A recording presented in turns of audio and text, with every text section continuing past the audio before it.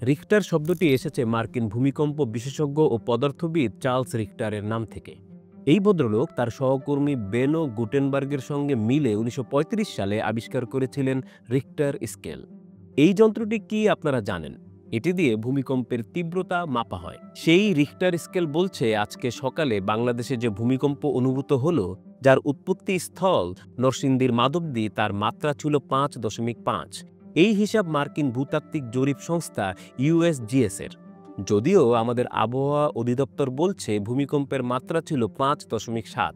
সংখ্যায় এমন একটু একটু গরমিল হয়। যা হোক, রিক্টার স্কেলের কিছু সীমাবদ্ধতা রয়েছে। এটি মূলত মাঝারি আকারের অর্থাৎ ৩ থেকে ৭ মাত্রার ভূমিকম্পের মাত্রা পরিমাপ করার জন্য তৈরি করা হয়েছিল। দেখা গেছে ৬.৫ বা তার বেশি মাত্রার ভূমিকম্পের ক্ষেত্রে রিক্টার স্কেল পুরোপুরি নির্ভরযোগ্য নয়। ৬.৫ বা তার বেশি শক্তিশালী ভূমিকম্প পরিমাপের ক্ষেত্রে অনেক সময়ই এই স্কেল ভুল অনুমান করে। সিসমোগ্রাফ তো দেখেছেন, ওই যে একটি সুই কাগজের ওপর রেখা দিয়ে ভূমিকম্পের মাত্রা আঁকে।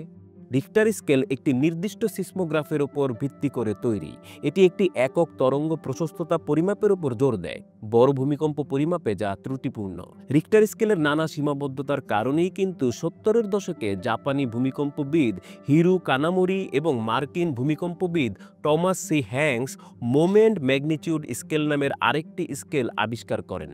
রিক্টারের তুলনায় এটি অনেক বেশি নির্ভুল তথ্য দেয়। দেশি বিদেশি জানা অজানা এমন আরও তথ্য পেতে থাকুন চর্চার সঙ্গে।